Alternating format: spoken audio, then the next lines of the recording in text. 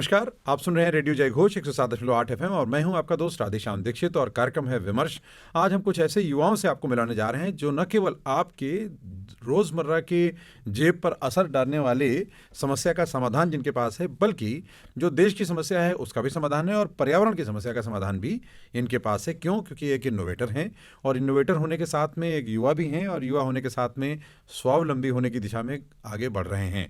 तो ये बहुत महत्वपूर्ण है और ऐसे युवा साथी न केवल प्रेरणा स्रोत हैं हमारे युवा शक्ति के लिए, बल्कि हमारे देश में जो नीति नियंता हैं उनके लिए भी एक महत्वपूर्ण आधार हैं। तो हमारे साथ हैं आकाश श्रीवास्तव जी, और आकाश जी एक इनोवेटर हैं और आपने पढ़ाई की बीटेक की। जी सर, मैकेनिकल में, और मैकेनिकल की ये पढ़ाई जो है अमूमन बहुत से लोग बीटेक करते हैं।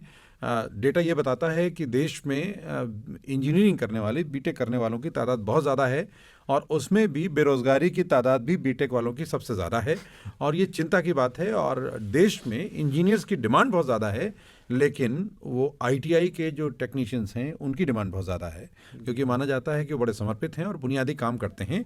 लेकिन जो बीटेक की डिग्री है वो थोड़ा अब संदेह के घेरे में आने लगी है, क्योंकि तादाद करने वालों की ज़्यादा है और उत्पादकता उनकी कम है। लेकिन ये ऐसे नहीं है और ये भी नहीं है। और इनके साथ में और जो दो साथी हैं, ये मिलकर एक यूनिट है, एक टीम है और इनोवेटर हैं और सब लोग मिल करके समस्या का समाधान कर रहे हैं। क्या समस्या का समाधान कर रहे हैं इनके मुंह से जानते हैं।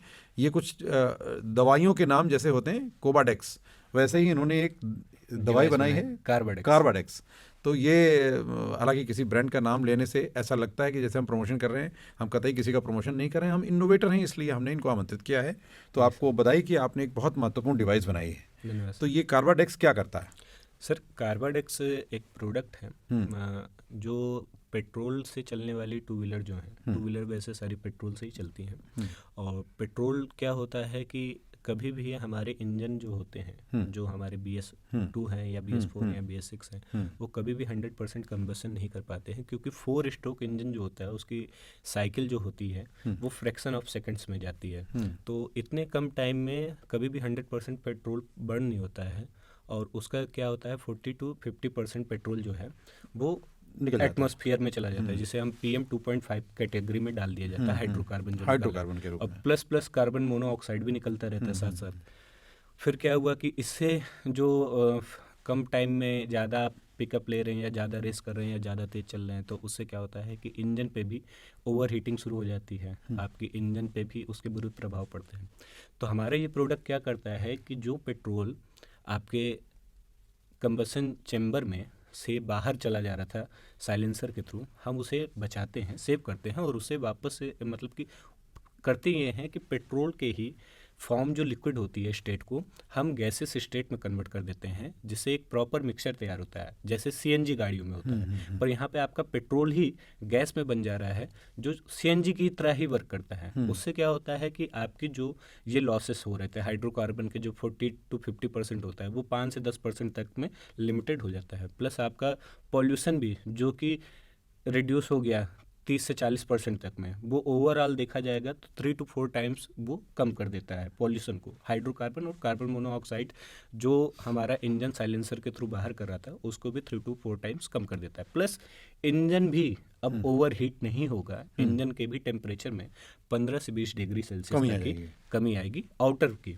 मतलब आप इंजन इतना भी ठंडा रह सकता है कि आप जैसे कि कंटिन्यूसली मैं एक बाइक चलाता हूँ 100 किलोमीटर कंटिन्यूसली चलाता हूँ, 70 की या 80 की रफ्तार से कंटिन्यूसली चला दूँ, तो क्या होगा कि अगली बार उसे स्टार्ट करने के लिए आधे घंटे मुझे चाहिए, क्योंकि बाइक ओवर हीट हो जाती है। पर ये प्रोडक्ट ऐसा है, जब ये व्हीकल में लगता है तो आप कंटिन्यूसली 100 नहीं 200 नहीं 500 किलोमीटर चले जाइए, पर नेक्स्ट टाइम पे भी जब आप स्टार्ट करेंगे तो विद इन अ सेकेंड जैसे नॉर्मल स्टार्ट हुई, जैसे वो गाड़ी चली ही ना हो, वो ओवर हीट नहीं कर रही होगी, टेम्परेचर रिड्यूस हो रहा होता है। तो इस वजह से क्या होता है कि आपकी जो माइलेज बढ़ रही है, आपकी ओवर हीटिंग कम हो रही है, आपकी पॉल्यूशन कम हो रही है, पावर पिकअप में 19 से 20 का फर्क आता है, प्लस स्पीड लिमिट भी होती है। मतलब ये प्रोडक्ट जैसे CNG गाड़ियाँ जो कंपनी फिटेड CNG प्रोवाइड होती है, CNG गाड़ियाँ होती है, वो 80 किलोमीटर पर लीटर पर आवर से ज़्यादा स्पीड नहीं भागती हैं। तो ठीक वैसे ही ये प्रोडक्ट भी आपकी स्पीड को लिमिट करता है 80 to 85 किलोमीटर पर आवर पे। उससे क्या होता है कि इस प्रोडक्ट को देखा जाए तो ये 4 अलग अलग तथ्य इसमें जोड़ते हैं हम लोग, जो जोड़ते हैं गो सेफ, क्योंकि आप स्पीड लिमिट है, स्पीड लिमिट हुई, सुरक्षित जाएंगे। हाँ, गो लॉन्गर, मतलब जितना ज्यादा ज़्यादा mileage जा मिल रही है। नहीं, जितना ज़्यादा जा दुगने सके, तक माइलेज मिल हाँ, रही है जी। और गो इकोनॉमिक, किफायत हो रही है, हाँ, कमाई हुई पैसे की वैल्यू फॉर मनी मिल रहा है। और गो ग्रीन। प्राकृतिक के संरक्षण में भी आप भागीदार हो रहे हैं। बिल्कुल। तो आपको बहुत बहुत शुभकामनाएं। आप तो बहुत महत्वपूर्ण उत्पाद आपने बनाया है, और ये उत्पाद मुझे लगता है कि हर टू व्हीलर चलाने वाले के लिए ज़रूरी है, और इसकी कीमत भी बहुत ज़्यादा नहीं है। हाँ, 2600 से 3500 के बीच में 2 अलग अलग प्रोडक्ट हैं हमारे, जो एक मैक्स है और एक मिनी। तो ये एक प्रोडक्ट हमने देखा जो बहुत हल्का है, मुझे लगता है 100-200 ग्राम, 500-600 ग्राम। 600 ग्राम। हाँ, तो इसको आप अपनी बाइक में फिट करते हैं, और कार्बोडेक्स इन्होंने, क्योंकि ये कार्बोरेटर से पहले, हाँ, कार्बोरेटर के जस्ट बाद ये लगता बाद है। में लगता है। कार्बोरेटर का बेसिकली काम होता है एक यूनिफॉर्म मिक्सचर तैयार करना पेट्रोल और गैस का। तो ये क्या करता है कि पेट्रोल और गैस का जो यूनिफॉर्म मिक्सचर तैयार होता है, वहाँ पे पेट्रोल लिक्विड ड्रॉपलेट्स फॉर्म में होते हैं, ड्रॉपलेट में। तो वो जब इंजन में जाता है तो कभी भी कंबसन कंप्लीट नहीं हो पाता है। तो ये क्या करता है, उसी ड्रॉपलेट को गैस में बदल देता है, और जिससे कि कंबसन आपका उतनी ही गैस प्रोवाइड करता है इंजन को जितनी उसकी आवश्यकता है। और इन्होंने उससे इसमें एक लीवर भी दे दिया है कि आप पुराने फॉर्म में जो गाड़ी चला रहे थे, आप उसी तरह चलना चाहते हैं, हाँ, तो आप उसमें शिफ्ट कर लें, और इस डिवाइस से पास करके चलना चाहते हैं, यानी किफ़ायत करना चाहते हैं, तो आप इससे शिफ्ट कर लें। तो ये बहुत महत्वपूर्ण तकनीक है। युवा साथी हैं, आपको बहुत बहुत शुभकामनाएं इस उत्पाद के लिए। ये बहुत महत्वपूर्ण इनोवेशन है हमारे देश में, किफ़ायत को लेकर के, और साथ में जो अलग अलग अंतर्राष्ट्रीय समुदाय से हमारे पास ईंधन का आयात होता है, उसकी में भी कमी होगी, क्योंकि हम कंज्यूम कम कर रहे हैं। तो ये महत्वपूर्ण इनोवेशन है। हमारे देश में न केवल भारत सरकार इनोवेटर्स को और प्रमोट करने की बात कर रही है, बल्कि युवा साथियों पर भरोसा भी कर रही है। तो ये भरोसा बहुत अच्छा है। आपको बहुत बहुत शुभकामनाएं। धन्यवाद। और 2 वेरिएंट्स में आपने ये उत्पाद बनाए हैं, और इनके साथ में 2 महत्वपूर्ण साथी जिन्होंने खुद बीटेक किया है, क्योंकि आपने तो माता वैष्णो देवी, श्री माता वैष्णो देवी, श्री माता वैष्णो देवी विश्वविद्यालय कटरा, जहां आप माता वैष्णो देवी के दर्शन करने के लिए जाते हैं, वहां से इन्होंने शिक्षा प्राप्त की है, बीटेक किया है। और इन्हीं की जूनियर साथी हैं विवेक पांडे जी, जिन्होंने, जो कि कंपनी के सीईओ हैं। तो एक इनोवेशन है, और इनोवेशन के साथ में सहभागी हैं, और साथ में हैं कुलदीप श्रीवास्तव जी, जो कि मार्केटिंग देख रहे हैं इस प्रोडक्ट की।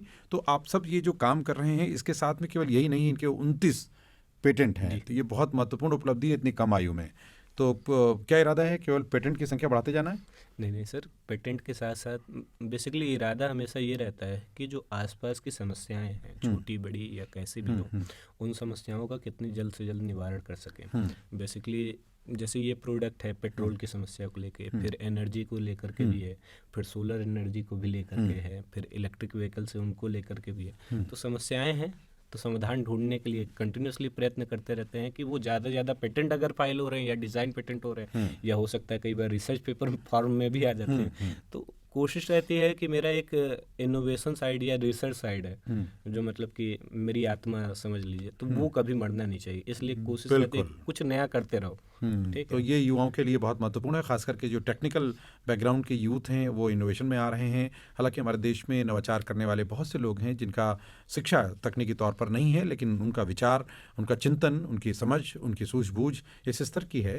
हालांकि हम लोग बहुत हल्के शब्दों में उसे जुगाड़ बोल देते हैं, लेकिन वो नवाचार है, इनोवेशन है। जुगाड़ तो संसाधनों का है, जो जिनकी बहुत कमी है हमारे देश में बहुत सी युवा साथियों के पास। तो ये बहुत महत्वपूर्ण है। और इसके साथ में जो दोनों साथी हैं, इनसे बात करेंगे और समझेंगे कि इनकी चुनौतियां क्या हैं, इनकी यात्राएं क्या हैं, और भी जो पेटेंट हैं उनके बारे में भी, लेकिन एक छोटे से अंतराल के बाद। तो आप सुनते रहिए रेडियो जय घोष। हम जल्द लौटते हैं और चर्चा को आगे बढ़ाते हैं। कार्बाडेक्स के साथ और क्या समाधान इनके पास है, उस पर भी बात करते हैं।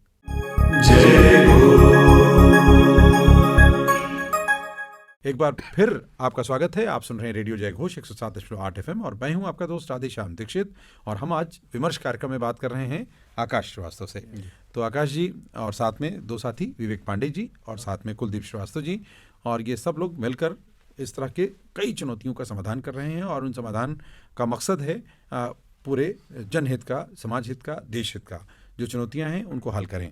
तो ये बहुत महत्वपूर्ण यात्रा है। तो विवेक जी, आप सीईओ हैं, और ये जो स्टार्टअप हैं उनके लिए ये समझना बहुत ज़रूरी है, जो इनोवेटर हैं उनके लिए समझना ज़रूरी है। इसलिए हम इनकी जो आवश्यकताएं हैं, जो इनकी यात्रा है, उसके बारे में भी समझेंगे और इनकी चुनौतियों से भी रूबरू होंगे। तो ये जो आप इनोवेशन कर रहे हैं, आपको तो बहुत अच्छी पैकेज पर महिंद्रा में ऑफर मिला था, तो क्या कारण है कि आपने ज्वाइन नहीं किया? सर ज्वाइन ना करने के कई सारे रीज़न भी रहे हैं। बात यह है कि उद्यमिता करने का काफ़ी पुराना वो इरादा रहा है पक्का। कि उद्यमिता, हाँ बिल्कुल, क्योंकि आजकल तो प्लेसमेंट तय करके लोग पढ़ाई करने जाते हैं बिल्कुल कि ये बात प्लेसमेंट है। जहाँ अच्छा रहा हो वहीं पढ़ाई करते हैं, टेंशन कम हो, जल्दी अच्छा पैकेज मिल जाए, और मोटा पैकेज मिल जाए तो बहुत अच्छा है। हाँ नहीं, पैकेज तो मेरा भी काफ़ी अच्छा था। जी, कितना था?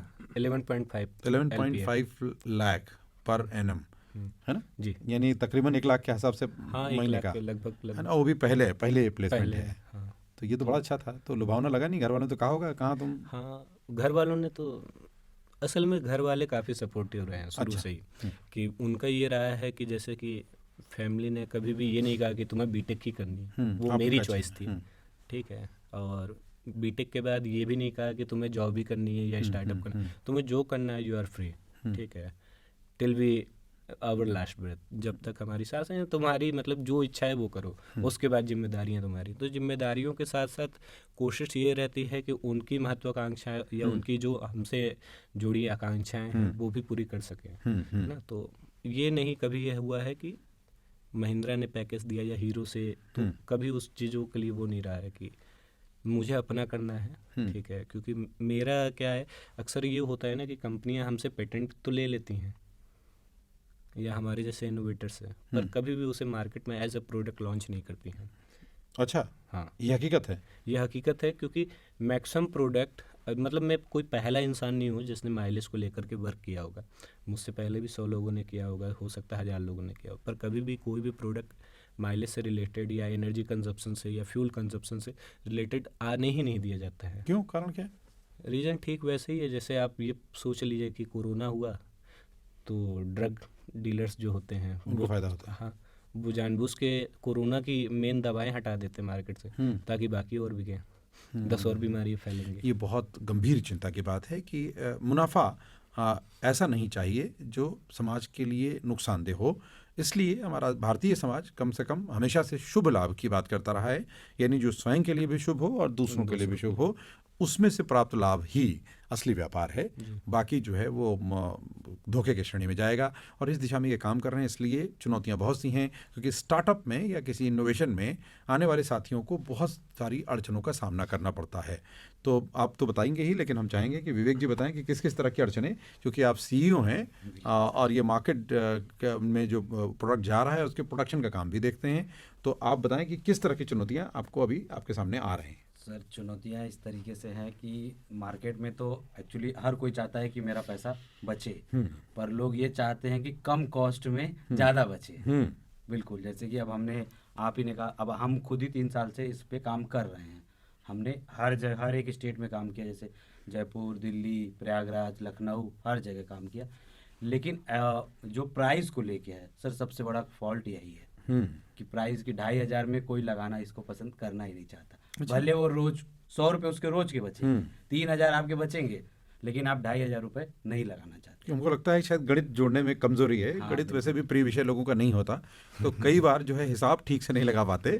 तो कई बार हम ऐसा सोचते हैं कि शायद आज की जो कीमत है वो आज कम लग जाए, बाकी देखेंगे। बात यह सर ना कि आप आगे का सोच सकते हैं, लेकिन अभी तो आपकी जेब में से बड़ा अमाउंट लगेगा ना। लेकिन आपको सोचना चाहिए, क्योंकि वो प्रोडक्ट है जो आपको, हम प्रोडक्ट का प्रमोशन नहीं कर रहे हैं, हम समाधान का प्रमोशन कर रहे हैं, ताकि आप प्रकृति के साथ संरक्षण के भागीदार हों, ताकि आपकी जो गाड़ी कमाई है वो बचे और आपको माइलेज भी ज़्यादा मिले। तो कई बार हमारे खास करके जो मध्यम वर्गीय परिवार के लोग हैं, उनके लिए एक एक रुपया बड़ा मायने रखता है, और वो आपको समाधान भी देगा। और हमारे युवा साथियों को तो बहुत विचार करना चाहिए, क्योंकि उनकी ईंधन की बचत भी होगी, और मुझे लगता है कि लाइफ भी इंजन की बढ़ेगी जी, और साथ में आप जो है सुविधा भी बढ़ेगी और साथ में किफ़ायत भी है। तो अब ये जब आप प्रोडक्ट लेके जाते हैं, तो एक स्टार्टअप के तौर पर हम ये समझना चाहते हैं, क्योंकि बहुत से स्टार्टअप के बारे में केपीएमजी की रिपोर्ट आती है कि साहब देश में 1 से 3 साल के बीच में जो भी स्टार्टअप्स हैं वो 90 से 95% फेल हो जाते हैं। बड़ी चिंता होती है। सर सबसे बड़ी चुनौती ये आती है कि जैसे इस तरीके के कम से कम नहीं तो 50 प्रोडक्ट प्रोडक्ट नहीं, पार्ट्स आ चुके हैं। मतलब हम पहली कंपनी होंगे जो एज अ प्रोडक्ट डेवलप करके आए हैं। पर सबसे बड़ी चुनौती ये है कि इतने ज़्यादा फेलियर होने के कारण आपको भी फेल माना जाता है। तो अवधारणा का संकट है।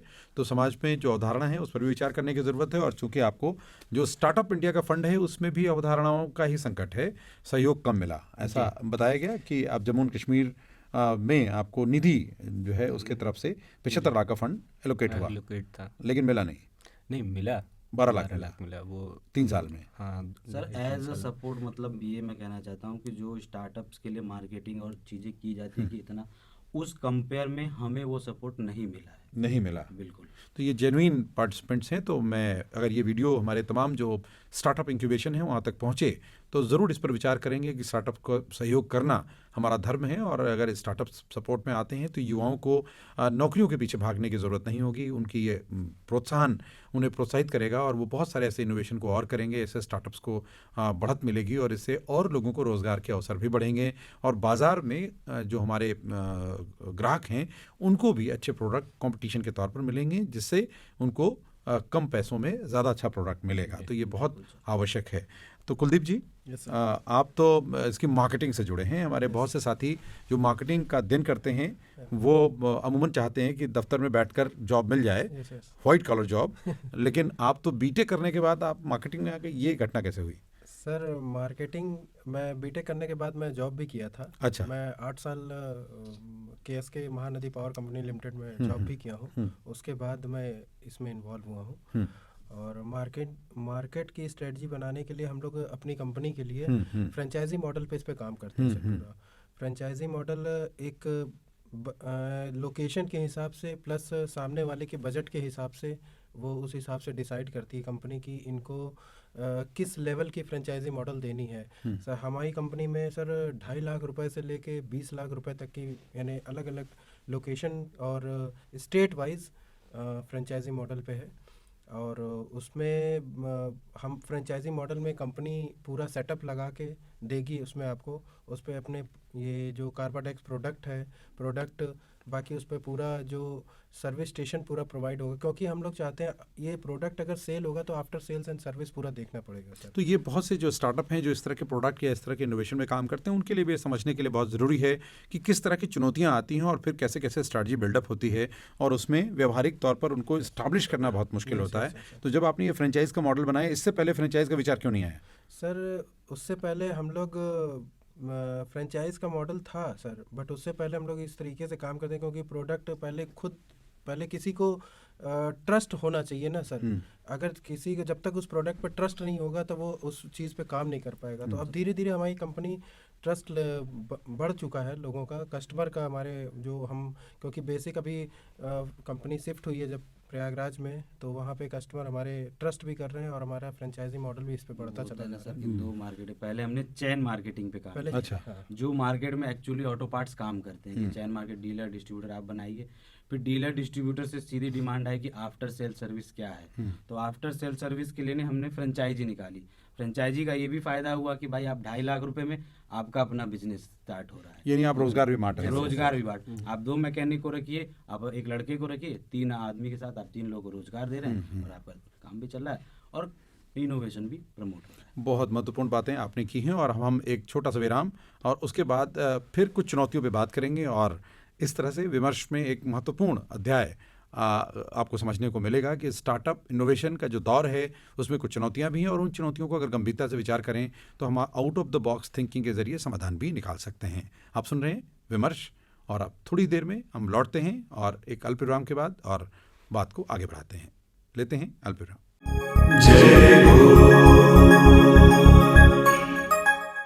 एक बार फिर आपका स्वागत है। आप सुन रहे हैं रेडियो जय घोष और कार्यक्रम है विमर्श, जिसमें हम बात कर रहे हैं इनोवेटर्स से। ये 3 युवा इनोवेटर्स और एक कंपनी के रूप में अपने प्रोडक्ट डिज़ाइन को लेकर, प्रोडक्ट को लेकर के मार्केट में हैं, यानी बहुत बड़ी बड़ी कंपनियों से ये मुकाबला कर रहे हैं और एक छोटी कंपनी के रूप में आए हैं जिसका नाम है फ्लाइडेक्स ऑटोमोबाइल्स। तो ये नामकरण कैसे किया आपने? सर फ्लाइडेक्स ऑटोमोबाइल्स जो पहला पेटेंट था वो फ्लाई व्हील पे था। फ्लाई व्हील पे था। हाँ, तो वहाँ से फ्लाई काट लिया और एफिशिएंट जो, चूँकि मेरे ज़्यादातर प्रोडक्ट जो है हमारे हैं वो एफिशिएंसी को लेकर हैं, चाहे वो इलेक्ट्रिसिटी पे हो या फ्यूल पे हो, फ्यूल के भी किसी भी फॉर्मेट। थोड़ा मोटे मोटे बता दें कि आपने कौन कौन सी इनोवेशन की है। पहला इनोवेशन मेरा है फ्लाई व्हील पे। जो फ्लाई व्हील क्या है कि बेसिकली किसी भी रोटरी मोशन ऑब्जेक्ट की एफिशिएंसी को बढ़ाता है, 1.5 से दुगना कर ठीक देता है। हाँ, फिर उसके बाद दूसरा था मरीन पे क्या था कि जो फिशिंग बोट होती हैं उनमें 250-300 हॉर्स पावर के इंजन डलते हैं, 600 हॉर्स पावर के डलते हैं। तो उन सभी इंजन्स पे क्या होता है कि पर आवर में वो अगर विद द फ्लो जा रहे हैं समुद्र में ना, विद द फ्लो जा रहे हैं तो 10 से 12 लीटर पर आवर यूटिलाइज होता है डीजल। अगेंस्ट द फ्लो जा रहे हैं तो 17-18 लीटर होता है। तो वहाँ पे भी हमारे जो प्रोडक्ट थे, मरीन पे ये प्रोडक्ट था, उसने करीब 10 से 12 लीटर जो बचाया। विद द फ्लो जा रहे हैं तो 4 से 5 लीटर बच गया। अगेंस्ट द फ्लो जा रहे हैं तो वहाँ 7 से 8 लीटर बच गया। तो इस तरह से मतलब ये कहा गया कि ओवरऑल 50-60% तक कंजप्शन लिया दिया जाता है। जो मतलब कि 100% जो कर रहा था वो 50-60% तक वो आपका आ जाता है। इसके बाद जेनसेट पे भी हमारा एक पेटेंट है, फिर ईवी पे भी है। जेनसेट जो आपके घरों में या जनरेटर शादी बारात में लगता है या कंपनीज में लगाया जाता है जेनसेट, उसमें ईंधन की बचत की हाँ, बात थी। उस पे भी ईंधन की बचत है, उस पे भी 2 से 3 गुने तक की है, क्योंकि वहाँ पे हमें ज़्यादा स्पेस मिल जाता है और मतलब कि पावर मतलब कुल मिलाकर के हर एक प्रोडक्ट जो हमारा है वो कहीं ना कहीं रेजर वायर को क्रिएट करने पर ज़्यादा फोकस्ड रहता है, या फिर हो सकता है कि वो बेसिक कॉन्सेप्ट को, फंडामेंटल्स ही उसके बदल दें। मतलब कि अगर वो लिक्विड पे चलना है तो मैंने गैस कर दिया तो बेसिक बदल सर गया। एक तरीके से हुआ कि हम एनर्जी और फ्यूल सेविंग पे बेसिक कंपनी का काम करने का सॉल्यूशन देने का तरीका है। बहुत अच्छी है। तो अमूमन मैकेनिकल इंजीनियर्स को ये माना जाता है कि दुनिया में जितनी समस्याएं हैं उनके पीछे समाधान देने के नाम पे मैकेनिकल इंजीनियर्स का हाथ है। और जो ग्लोबल वार्मिंग है उसमें मैकेनिकल इंजीनियर्स बहुत बड़े दोषी हैं, लेकिन अब ये मैकेनिकल इंजीनियर हैं जिन्होंने इसमें समाधान की यात्रा शुरू की है। तो आप लोगों को शुभकामनाएं। अब चुनौतियाँ क्या हैं इसमें बहुत बड़ी, सबसे बड़ी एक स्टार्टअप के तौर पर, एक इनोवेटर के तौर पर?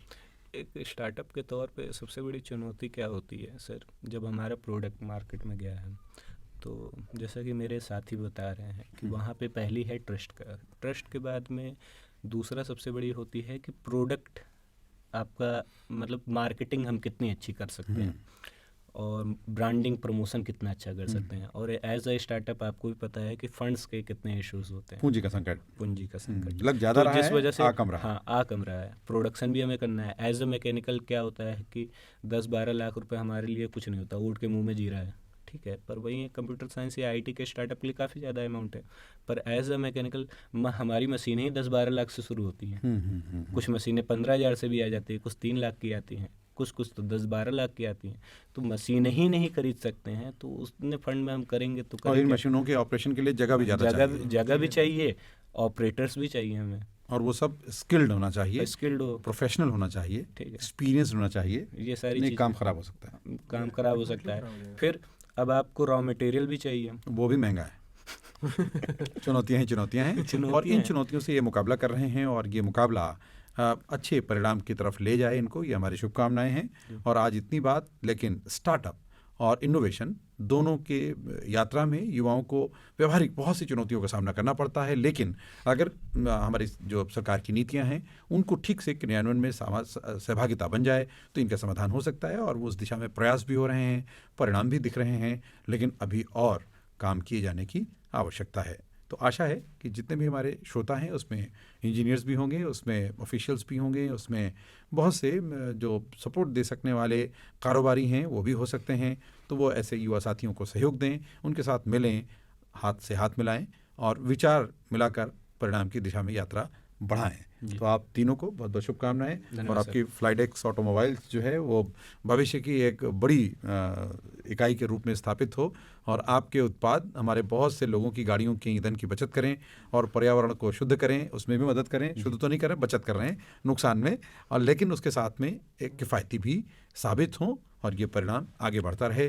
जैसे आप हमेशा की गारंटी दे रहे हैं अपने उत्पाद की, हम भी भरोसा देते हैं कि रेडियो जयघोष स्टार्टअप्स को, इनोवेशन को नियमित प्रमोट करता रहेगा। धन्यवाद हमारे साथ जुड़ने के लिए और हमारे साथ अपने अनुभवों को साझेदारी करने के लिए, और आप सबको भी हमें सुनने के लिए। और अगर आपको ये चर्चा पसंद आई है तो इसे साझा जरूर करें, शेयर करें, लाइक करें और सब्सक्राइब करना कतई न भूलें, क्योंकि आपका सब्सक्रिप्शन आपको बार बार हमारे बहुत से अच्छे वीडियोस, जिसमें बहुत से अच्छी सामग्री आपके मंथन के लिए, चिंतन के लिए, आपके जीवन के परिवर्तन के लिए ज़रूरी है, वो आप तक पहुँचती रहेगी। तो दीजिए अनुमति, नमस्कार, और सुनते रहिए रेडियो जयघोष 107.8 FM। जय